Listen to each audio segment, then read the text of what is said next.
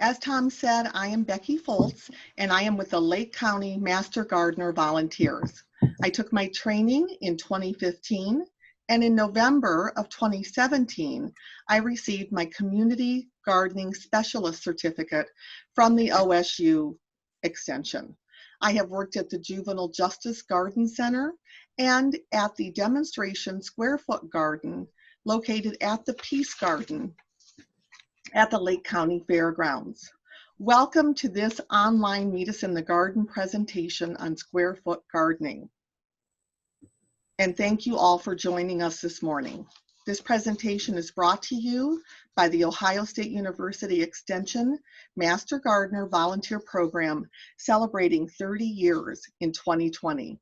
If you think you might be interested in joining our program, just send an email to mgvlakecounty@gmail.com. The next training class will be in 2021. The Lake County Ohio State University Extension Office is located in Painesville at 99 Erie Street. We are moving soon to 105 Main Street, and our phone number is 440-352-2582. The office is currently closed due to COVID-19.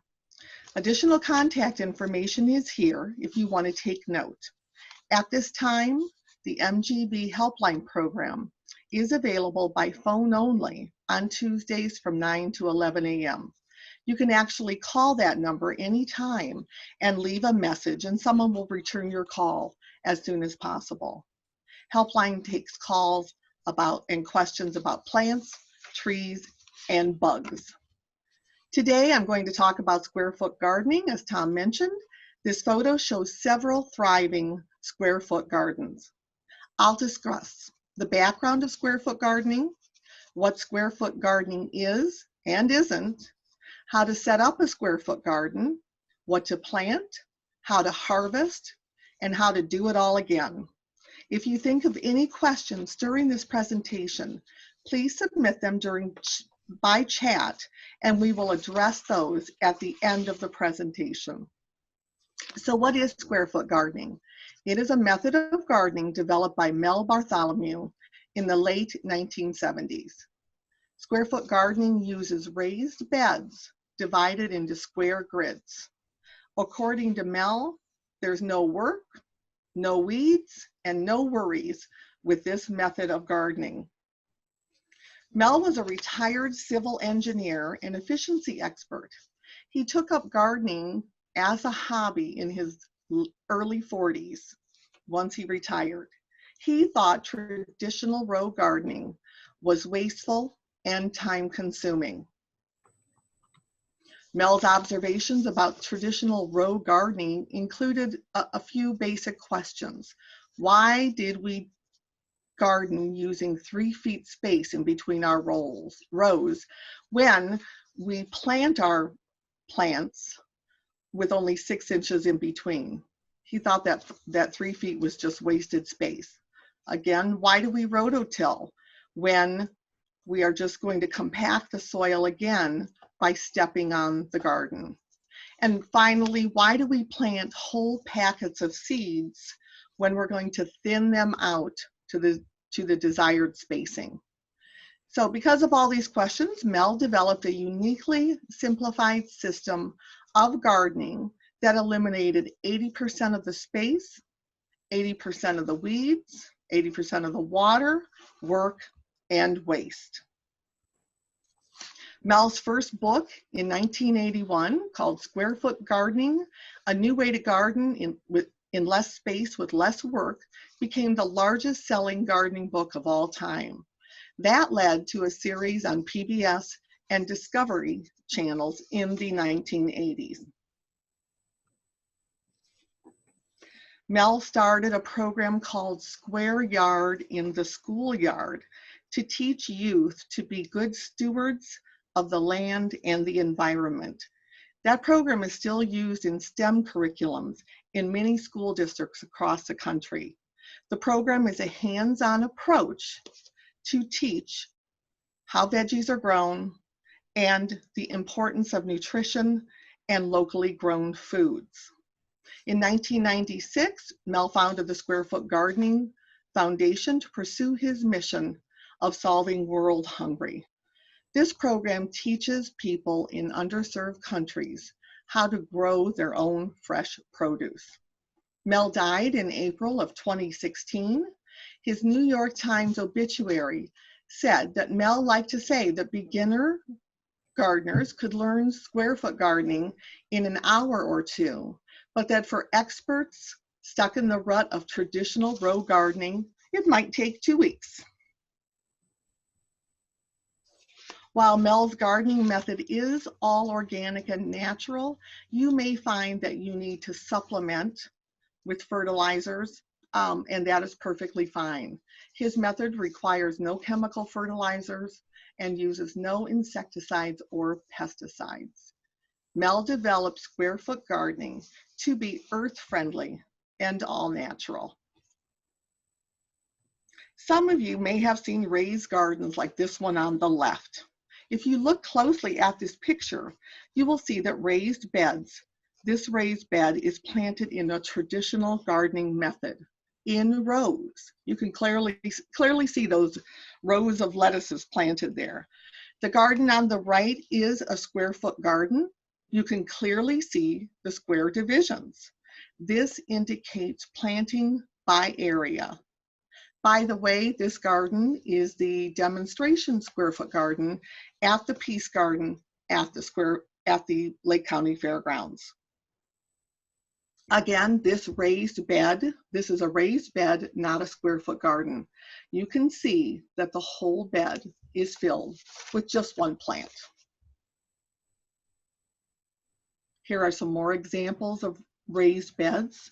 The ones on the left are definitely square foot gardens. You can see that those are 4x4 boxes and they have 16 separate square foots in them. The raised bed on the right is definitely a traditional row gardening method. These photos here were provided by our educator, Tom DeHaas. These are definitely raised beds, but because there is no gridding, they are not square foot gardens. I think you get the idea about square foot gardening. They are planted in square areas, not rows. There are several advantages of square foot gardening. One, you can locate your garden anywhere. You can put it on your deck, on your patio, on your driveway, on your roof if you have a flat roof, or on the ground. The thing to remember about square foot gardening is that you garden from the ground up. Square foot gardening is a quick setup. It hardly takes any time at all and any materials to get started. A square foot garden is easy to plan. Part of that reason is because it's all decided for you with gridding, how many plants you could put in one square foot area. So it takes away any guesswork or any real hard decisions on your part because it's easy to plan. There's no soil compaction with square foot gardening because you are not walking on the soil. The soil is warmer. It's above ground, and so it gets heated quicker than if it was in ground. Square foot gardenings are easy to maintain year after year. They're economic because you're not wasting any space or any seeds or plants or water.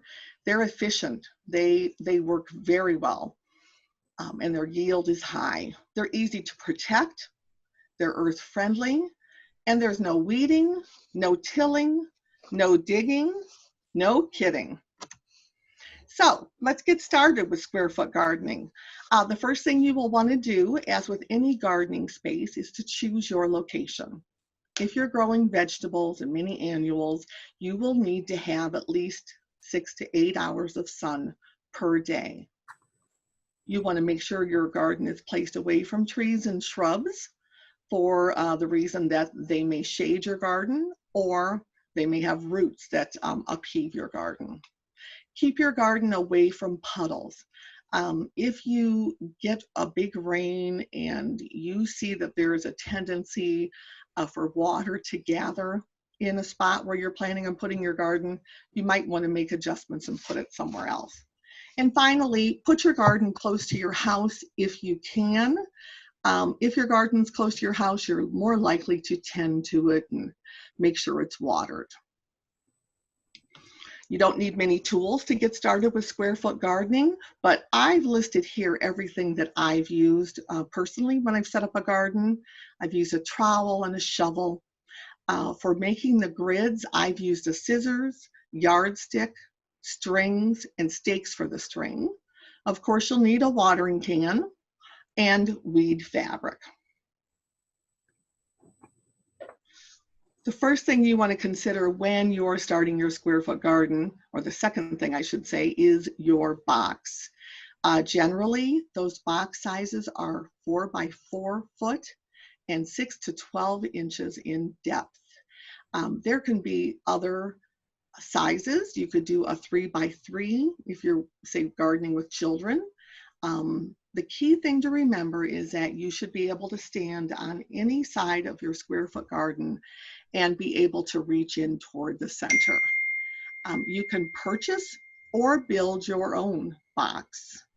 And there are a variety of options if you are purchasing. Here are a couple of square foot gardens, and these actually were purchased, and each of those 4 squares are 3 by 3. So it's a little different than that first one that was 4 by 4.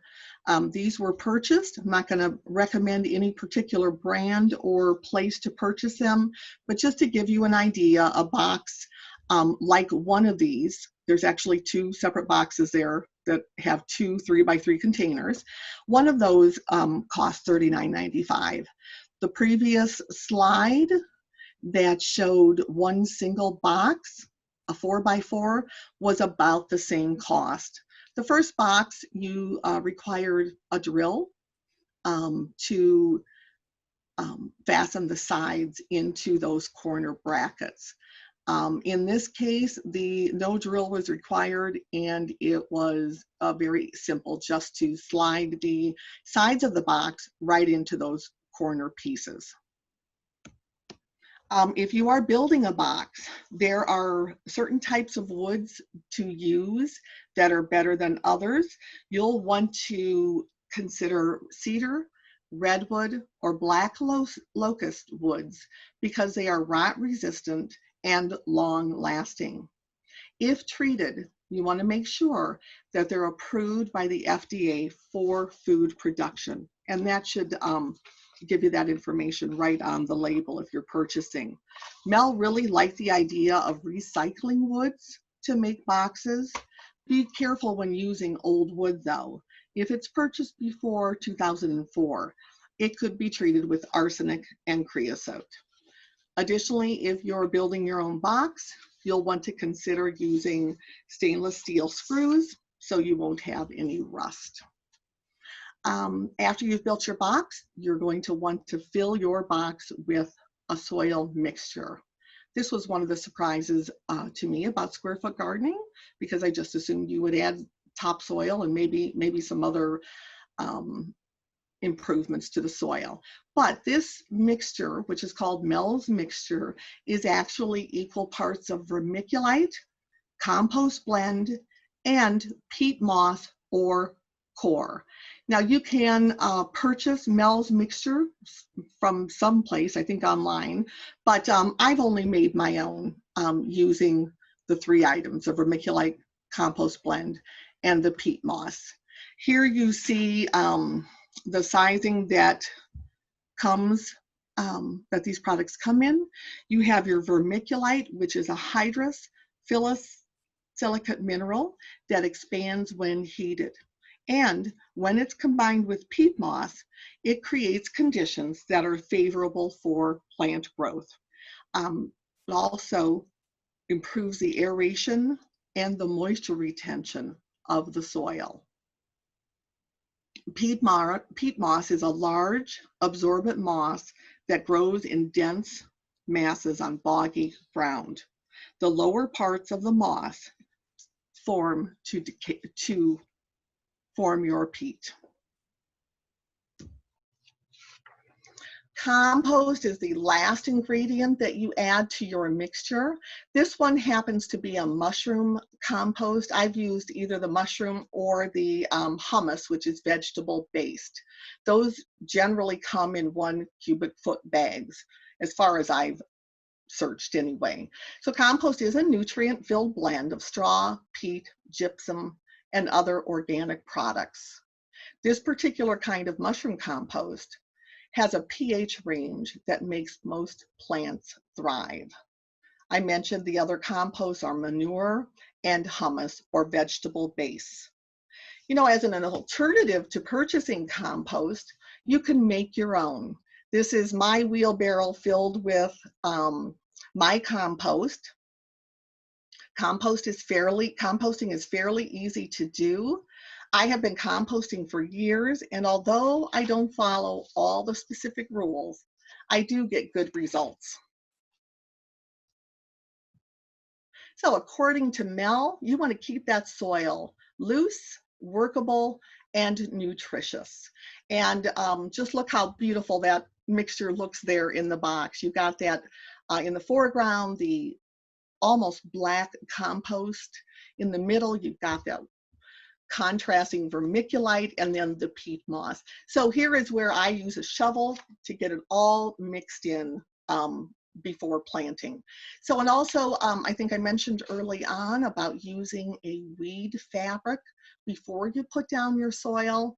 I generally do this. You'll see in this garden at the Peace Garden, I did not do that, and that's because the soil has just been worked so long and so often that there's just very few weeds. But you can use the weed fabric, which you purchase, or you could line the bottom of your box with cardboard or newspaper. That will work just as well. So how do you know how much soil to put in your square foot garden? Well, you can determine how much is needed by using this calculation. In this case, this box is 4 feet wide by 4 feet in length by ½ a foot in depth. And if you multiply those together, you get an ending result of 8 cubic foot. As I mentioned, the peat moss that particular one comes in a 3 cubic foot bag. The vermiculite is 2 cubic foot. And then I have 3 bags of the compost to give you 8 cubic feet. So why grids?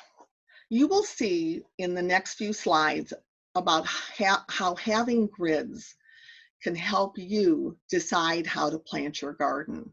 Basically, gridding makes everything simple for you. Remember that traditional row gardening takes 5 times as much space as square foot gardening. So when we compact everything together, we're not overcrowding. The spacing is exactly as it should be per the seed packet.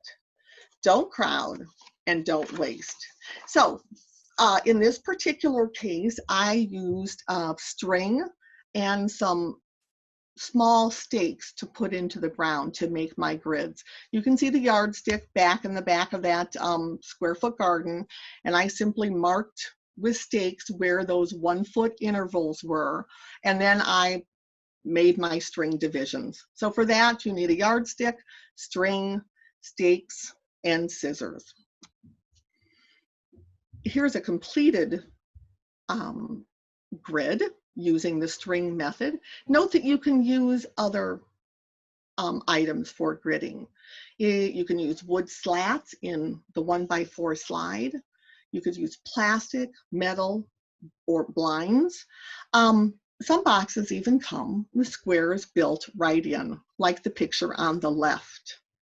The picture on the right shows what a grid made out of 1x4 wood slats looks like. And once you maybe staple that together with a wood stapler, you will just pick up that grid and set it right down on your box, right over, and that gives you your divisions. So at this point, we're getting ready to start our garden, to plant our garden. As with any garden, you'll want to consider what your hardiness zone is and what particular needs each plant that you're planting has. So consider your hardiness zone. In Northeast Ohio, we are zone 6, which means on average our lowest temperatures are -10 degrees and our danger of frost is May 31st. The back of your seed packet has just a wealth of information, as all of you probably know. It'll give you your proper planting depth, your proper spacing, and your sun exposure required for your optimum growing. Here's a square foot garden guide, and this is where the gridding is going to make things simple for you. Just know that extra large plants get 1 square. Large plants get 4 plants per square. Medium plants, 9 plants per square. And small plants, 16 plants per square. I just love this chart because it's so visual and simple. It just shows you how those square foot divisions look when you put certain plants in them. If you watch Mel Bartholomew's DVD, he does something really fun with his finger. He takes one finger and puts a hole in for the bottom left picture. That's your 1 plant per square.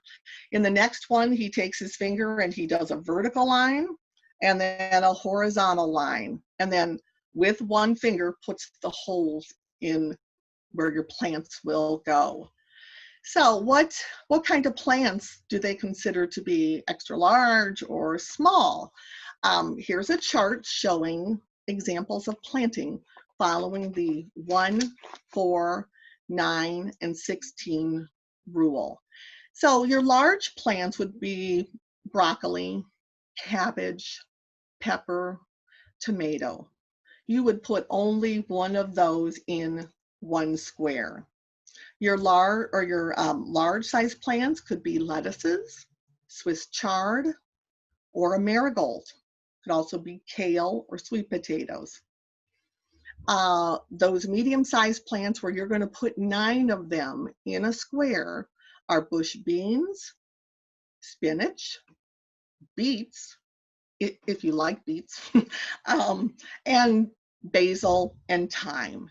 And then for the smallest plants, this kind of amazes me, you can put 16 carrots in, 16 radishes, parsnips, and onions.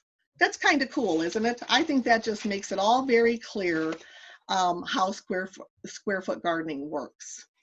So you are gardening in a little bit different manner, not your traditional row gardening, but that doesn't mean that you wouldn't follow some best practices, and companion planting is one of those. Maybe you are familiar with the 3 sisters planting used by the Native Americans.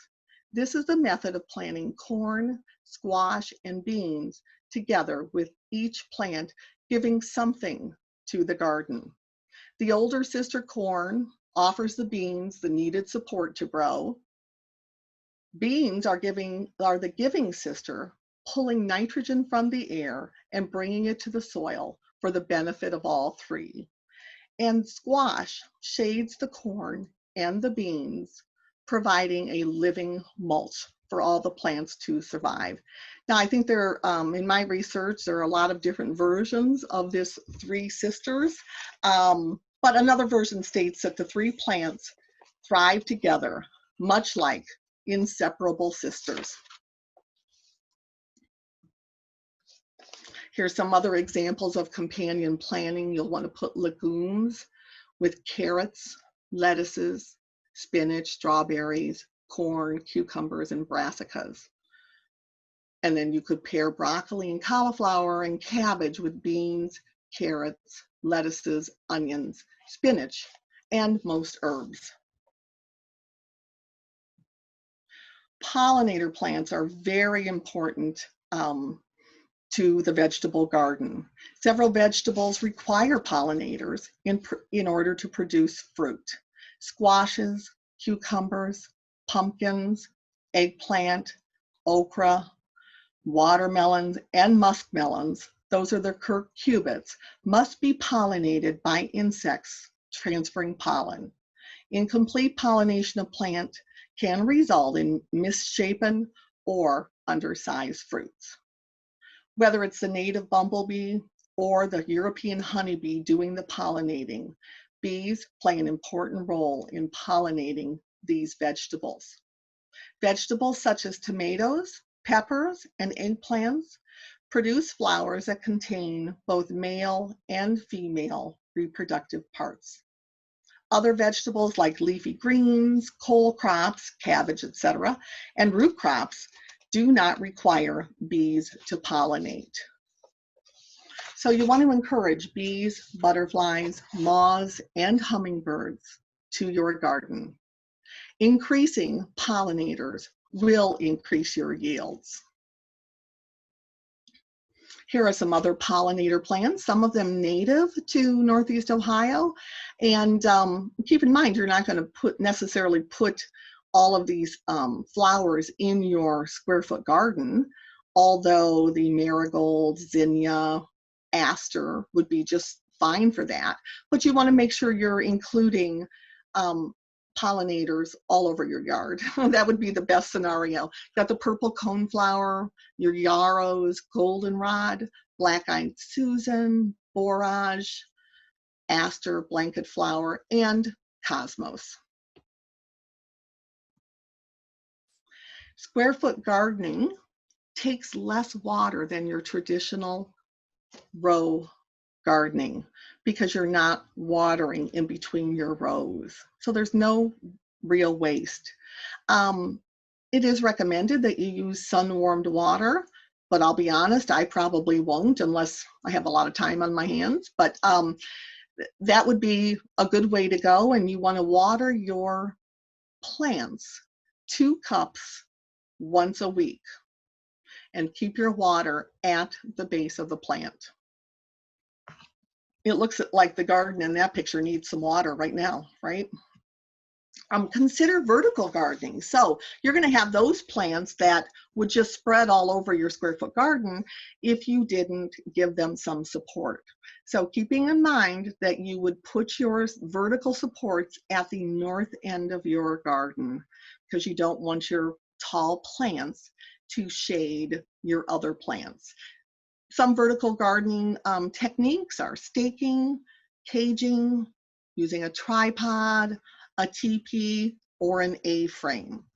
And here are some pictures to show you. That one on the left shows a vertical system built right onto the 2 boxes with wood and probably some sort of wire frame.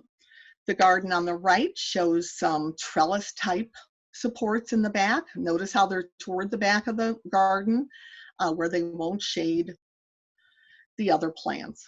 Here are some more examples showing the teepee on the left, and in the picture on the right, you will see some stakes holding up those tomato plants. Fencing might also be something that you want to consider, depending on where your garden is located. So here you see 2 identical gardens, and they've got the supports for vertical growing on the back of the garden. On the picture on the left, the man is using some sort of flexible tubing. Looks like it would be super easy to install. And then I'm going to guess that he would put a net over that to protect it. The guy on the right, however, is using more, looks like a sturdier frame, maybe to keep out some small animals that might be visiting his garden. Here's an example of the fence I put in for my garden. I do have another 2 square foot gardens next to this one that I've since installed, but I simply moved my fence from my old square foot garden, or my old traditional garden, down to this spot. I wanted a sunnier location, and just been so impressed with square foot gardening, so I decided to try some at my house. So you can fence around your whole garden or follow the examples given. Just in the previous slide. Crop rotation is another good practice that you should utilize in your square foot garden. And that's the practice of moving vegetables around the garden to maintain soil fertility, reduce damage from pests, and to limit vegetable diseases. By doing this, you can preserve and boost nutrients in the soil. This works because different crops use differing amounts of nutrients in the soil. So, for example, in a square foot garden, your radishes are probably going to be some of the first vegetables that you're going to pull out of the garden. And now you've got this square just waiting for something else to be planted. First thing you always want to do if you're putting in a new different plant is to add a trowel full or two of your compost, and then it's ready to be planted. So your radish is a root vegetable. When you replant that square, you're either going to put something in leafy like lettuce or spinach, or something that bears fruit like beans. So keep in mind that you want to vary your plantings. This is some of the harvest from the square foot garden at the Peace Garden. I think it was a really good year last year for cucumbers. You can see all of them there, and that's only a portion of them. We had carrots come out of there. There's an eggplant on the left and a tomato on the right. So, square foot garden to table. One 4x4 box will provide one adult with a salad every day of the growing season. 2 boxes will provide daily dinner vegetables for that person, and 3 boxes will provide extra vegetables for preserving. All that in one 4x4 box. Yes, it's amazing how much harvest you can get out of that one 4x4 box.